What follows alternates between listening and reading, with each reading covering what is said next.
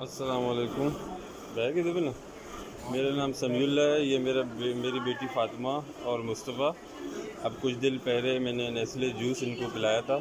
अभी आप देख सकते हैं कि नेस्ले जूस में से निकल क्या रहा है। अभी हम अल-तिबरी मेडिकल हॉस्पिटल में मौजूद हैं। डॉक्टर साहब को चेकअप करवाया है।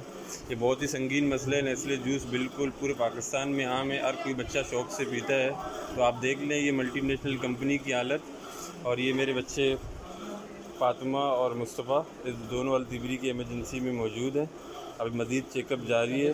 खुदा रहा ऐसे जूस को अपने बच्चों से दूर रखें और ये आला काम तक पहुँचाएँ कि ये किस तरह की जहर हमें पिलाया जा रहा है। ये बच्चे ये डॉक्टर साहब है, ये बच्चे इस कंडीशन में हैं ये जूस के साथ। ये बहुत हार्मफुल है इनके लिए और हो सकता है कि मतलब इनकी इससे भी ज़्यादा तबीयत जो है डिटेरिएट हो सकती थी, लेकिन अनफॉर्चुनेटली माशाल्लाह से स्टेबल हैं।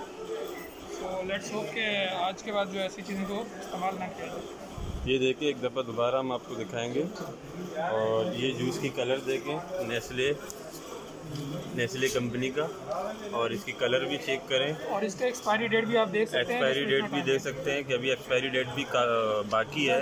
वरना अक्सर ये मल्टीनेशनल कंपनी भले ताकतवर होते हैं और जो है ना लोगों को दबा लेते हैं, मगर खुदारा अपने बच्चों को ये डब्बे वाले जूसों से बचाएं।